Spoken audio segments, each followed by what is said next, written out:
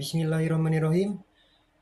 Assalamualaikum warahmatullahi wabarakatuh. Halo pemirsa semuanya. Sebelumnya, perkenalkan dulu. Nama saya Lutfi Berliansyah dari kelas TCG 1B, jurusan TGP, dengan NIM atau nomor induk mahasiswa saya 2506431030. Dan pada kesempatan kali ini saya akan menjelaskan analisis atau observasi serta evaluasi penerapan sistem K3 di salah satu perusahaan yang saya pilih, yaitu PT Tochu Silika Indonesia. Nah, di sini ada sebuah seperti warning, patuhilah metodologi K3 dengan baik dan benar, karena ada orang tersayang yang menunggu kita pulang ke rumah dengan selamat. Ini adalah mungkin sebuah ajakan seperti kita itu harus patuh dengan keselamatan, karena sesungguhnya keselamatan itu adalah dari kita dan untuk kita sendiri. Nah, yang berikutnya di sini ada sekilas atau profil daripada PT Tujuh Silika Indonesia Manufacturing ini sendiri. PT Tujuh Silika Indonesia Manufacturing merupakan sebuah perusahaan di Kabupaten Karawang yang bergerak di bidang pengelolaan atau pengolahan dan resin pasir. Jadi seperti fermentasi pasir seperti itu. Perusahaan ini tepatnya berlokasi di Jalan Mitra Selatan 3, Blok G10, Parung Mulia, Ciampel, kawasan industri Mitra Karawang atau KIM, di Kecamatan Parung Mulia, Kabupaten Karawang, Jawa Barat. Jadi itu kalau untuk rute dari exit tol atau keluar atau selesai dari tol pintu tol Karawang Timur itu, kalau bertemu dengan salah satu pohon kertas, atau di sana ada pabrik kertas bernama Pino Deli, itu lurus saja terus. Dan nanti kalau bertemu seperti persimpangan, nah itu kalau lurus itu ada kawasan Surucip atau Suracipta, dan kalau Kim ini adanya di belok kanan dulu, dan nanti ada jembatan masuk ke dalam, itu di sana sudah masuk ke dalam kawasan Kim seperti itu. Dan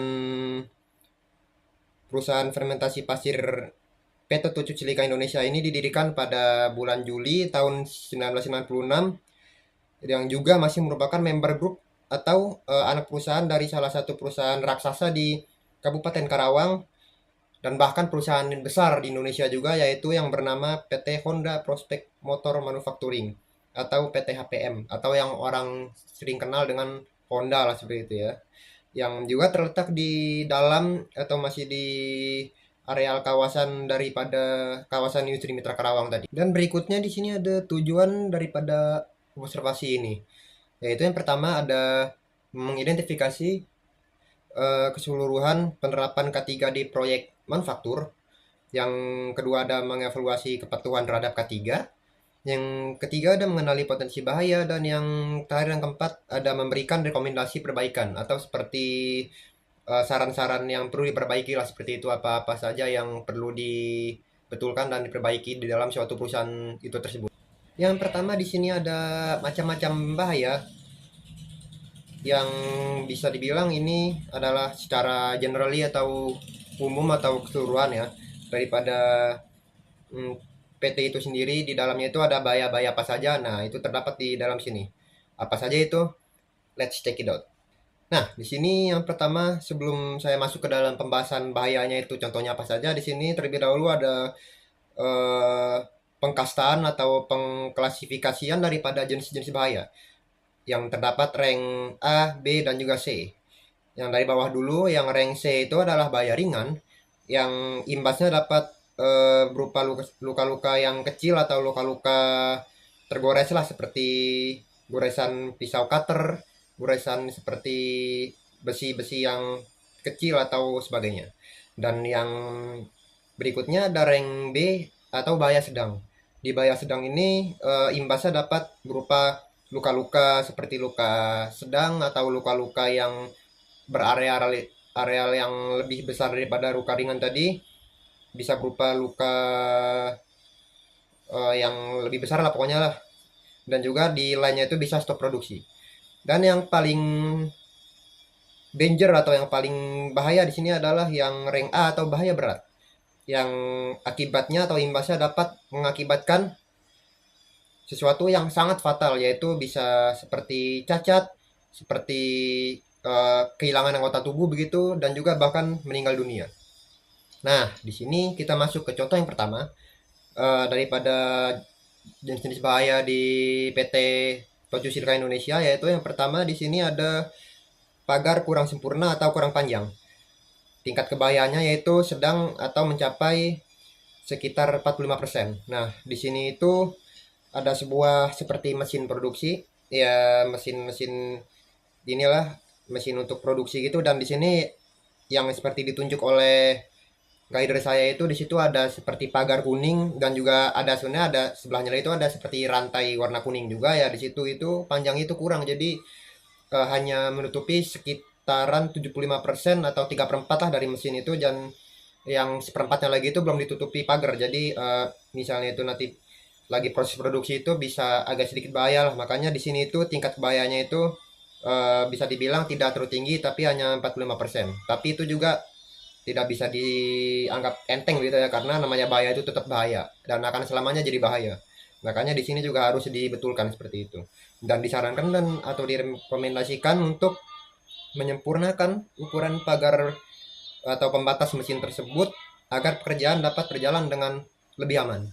Nah, di sini yang berikutnya ini juga eh, bisa dibilang ini eh, seperti hal yang bisa menimbulkan malapetaka lah gitu lah. Bisa bikin bahaya juga, yaitu di sini ada satu anak tangga yang belum diberi karet pengaman agar tidak licin. Nah, di situ ada sebuah gambar tangga itu, dan biasa kalau tangga-tangga PT atau tangga proyek itu kan ada semacam di ujungnya itu diberi seperti lapisan karet gitulah, yang ya agar tidak, kalau orang-orang sedang karyawan proyek itu naik jadi tidak licin gitu, apalagi kan sepatu safety itu kan kadang suka berbahan licin ya, tapaknya seperti itu. Jadi agar tidak licin itu ada karet pengaman. Nah, di sini itu ada salah satu anak tangga yang masih botak lah gitulah, masih hanya besi dan belum dikasih karet pengaman. Nah, itu juga bisa berbahaya dan bahkan sangat berbahaya. Tingkat kebahayaannya itu bisa tinggi dan mencapai angka sekitar 70%. Dan makanya berbahaya, dan disarankan dan direkomendasikan juga agar dilengkapi seluruh anak tangga tersebut dengan karet pengaman agar ke para karyawan yang naik ke atas itu bisa lebih safety dan lebih aman seperti itu. Nah, nah, nah. Ini nih. Di sini ada botol atau gelas seperti tumbler lah gitu ya, yang diletakkan sembarangan tuh, yang ada yang berwarna biru itu tuh. Nah, itu termasuk itu gelas sih sebenarnya sih ya. Dan pokoknya ya alat minum lah atau alat makan itu diletakkan di sembarangan itu di samping mesinnya itu atau di bawah mesin. Nah, di sini itu tingkat kebahayaannya itu memang bukan mesin utama untuk produksi mesin itu ya, cuman itu kan bukan pada tempatnya atau pada posisinya lah gitulah, diletakkan sembarangan itu. Nah, di sini tingkat kebahayaannya memang simpel, hanya 7% sekitarannya. Dan ini juga yang bisa, kalau ini disepelekan atau diremehkan terus-menerus, ini bisa sangat berbahaya. Karena semua itu dimulai dari hal yang kecil kan itu ya. Nah, yang kemudian itu bisa semakin udah anggap sepele, sepele, sepele ya, dan udah berin akhirnya juga bisa jadi fatal gitu. Nah, maka dari hal kecil seperti inilah ini yang harus diatasi, itu harus dibenahi dan betulkan gitu ya. Nah, disarankan dan direkomendasikan untuk memindahkan gelas tersebut ke tempat yang lebih aman atau yang semestinya. Jadi sini bukan tempatnya untuk gelas ya, itu adalah mesin. Jadi walaupun bahayanya itu kecil, cuman itu bisa berakibat sangat berbahaya jika dibiarkan gitu. Haruslah tetap kita tuh disiplin, dan dimulai dari hal kecil seperti ini harus dibetulkan. Nah, ini yang berikutnya sangat bahaya besar. Ini sebenarnya ada air galon yang diletakkan sangat berdekatan dengan area charging atau area cas HP lah gitu kan, yang seperti kotakan begitu. Nah, di sini tingkat kebahayaannya itu fatal atau sekitar angka 93%. Nah, disarankan agar juga direkomendasikan untuk memindahkan galon dan juga dispenser tersebut menjauh dari zona listrikan atau trek atau jalur listrik lah gitulah, karena itu kan kontak kayak itu sangat berdekatan. Di gambar itu terdapat ada sebenarnya itu gambarnya agak gelap sih. Di yang depan saya itu ada seperti area charging dan yang sebelahnya itu ada dispenser dan galon ya. Nah, itu bisa, dan juga kabelnya itu seperti ngelilit-lilit kayak gitu. Di bawahnya galon itu ada kabel charging itu. Nah, itu sangat berbahaya, itu bisa mengakibatkan korsleting. Dan rata-rata ini di perkara seperti ini nih, PT-PT atau pabrik atau proyek ini mengalami korsleting dan bisa berakibat kebakaran seperti itu. Makanya yang seperti ini sangat berbahaya sekali, dan pindahkanlah itu air itu, jangan berdekatan dengan listrik lah, itu sangat berbahaya gitu. Berikutnya di sini ada eh, pekerja atau para karyawan yang pada land yang bersuara bising di sini tidak memakai earplug atau earnest seperti itu. Jadi seperti penutup telinga untuk meredam kebisingan itu. Nah, di sini tingkat kebahayaannya itu mencapai, bisa dibilang tinggi, atau sekitaran angka 73%. Nah, disarankan dan direkomendasikan agar para karyawan tersebut segera mengamankan earplug, maksudnya mengenakan earplug atau earnest seperti itu. Agar walaupun ini hanya sekedar suara bising ya, cuman di sini kan apalagi kalau suaranya itu sangat berisik, karena itu untuk informasi itu telinga manusia seperti kita ini hanya bisa menerima getaran itu sekitaran 20 sampai 2000 atau 20.000 Hz ya, dan di atas itu bisa mengakibatkan ya sakit telinga lah, atau bisa bahkan mengakibatkan ketulian gitu. Jadi ini juga tidak bisa diremehkan, dan juga maka tingkat bahayanya tinggi, dan para kerja itu harusnya itu lebih patuh dengan eh, masalah suara keras seperti ini, dan memakai yang namanya earplug atau earnest seperti itu. Nah, ini dia. Yang berikutnya di sini ada kaca cembung, atau seperti street mirror lah gitulah, yang di jalan-jalan tuh kan banyak tuh yang berbentuk cembung itu. Di sini itu keadaannya kurang bersih atau keruh, atau kalau bahasa kita ada butak lah gitu ya. Nah, yang di atas itu tuh ada kacanya itu tuh gambarnya, dan di sini tingkat kebahayaannya itu bisa dibilang sedang menuju tinggi lah, di sini sekitaran angka 38%. Dan disarankan serta direkomendasikan untuk membersihkan kaca cermin cembung tersebut guna keselamatan kendaraan yang melintas. Begitu. Jadi di sini tuh kalau di gambar itu sebelah kanannya itu ada seperti letter L gitu lah ya.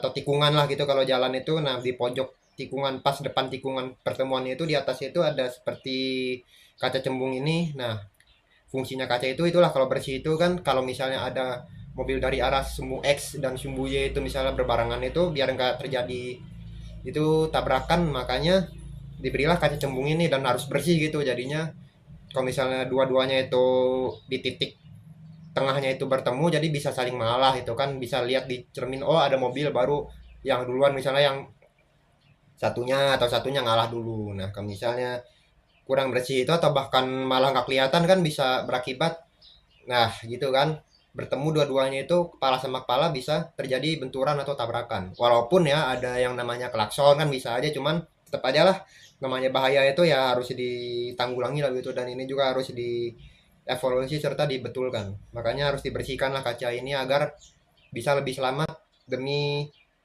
kelancaran transportasi atau motor mobil yang lewat seperti itu. Nah, di sini berikutnya yang kedua ada, kalau tadi kan masih yang minusnya, nah kalau ini plusnya lah gitu.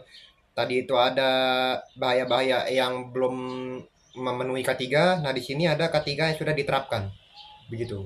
Nah, yang pertama di sini ada belt cover atau semacam penutup sabuk eh, mesinnya itulah, untuk menutupi kebisingan. Jadi fungsinya itu bisa meredam suara bising yang dikeluarkan oleh si mesin tersebut, dan membuat telinga kita itu menjadi lebih nyaman atau lebih kecil, jadi suara bisingnya itu nggak terlalu keras gitu. Nah, ini juga penting ya. Berikutnya di sini masih di K3 yang sudah sukses diterapkan, ada peringatan penggunaan APD atau alat pelindung diri, yang berupa administrasi atau tulisan-tulisan gitulah, yang berupa reminder. Nah, fungsinya ini untuk saling mengingatkan para pekerja yang akan bekerja sebelum masuk ke land, untuk memperhatikan pemakaian APD dari diri mereka sendiri. Jadi Kalau orang kerja itu kan ada seperti yang di gambar itu yang saya dan guider saya pakai itu ada safety helm atau helm proyek dan juga ada masker dan kacamata proyek seperti itu. Nah, itu seperti itu tuh harus diperhatikan dan di depan dan belakang gerbangnya itu sudah dilengkapi dengan reminder seperti itu dan ini juga membantu sekali ya dan juga sangat inilah sangat penting lah gitu ya. Kayak peringatan-peringatan seperti ini. Nah, ini yang berikutnya ada area limbah atau sampah B3 yang sudah tersedia. Nah, jadi untuk sekedar informasi saja, sampah B3 itu merupakan sampah yang berbahan beracun lah gitu ya. Jadi itu berbeda dengan sampah normal atau sampah biasa dan itu letaknya harus dipisah begitu dengan sampah-sampah biasa yang seperti sampah-sampah botolan atau seperti itulah itu tidak boleh digabung. Nah, fungsinya dari areal ruangan B3 ini sendiri adalah guna memilah atau untuk memilah-milah dan juga memisahkan limbah yang mengandung bahan berbahaya dan beracun atau B3 dari limbah normal yang lain. Ya, tadi saya bilang jadi sampah B3 ini posisinya harus terpisah dengan sampah-sampah yang tidak mengandung B3 atau bahan berbahaya beracun. Nah, di sini yang berikutnya ada pengaplikasian APAR atau hydrant. Ini dua-duanya berwarna merah ya, seperti itu dan sama-sama ini fungsinya sangat berguna jika tiba-tiba muncul percikan api baik karena konsleting atau sebagainya. Dan lebih baik lagi jika unitnya tersedia dengan berdekatan. Jadi APAR dan juga hidden ini fungsinya sama-sama untuk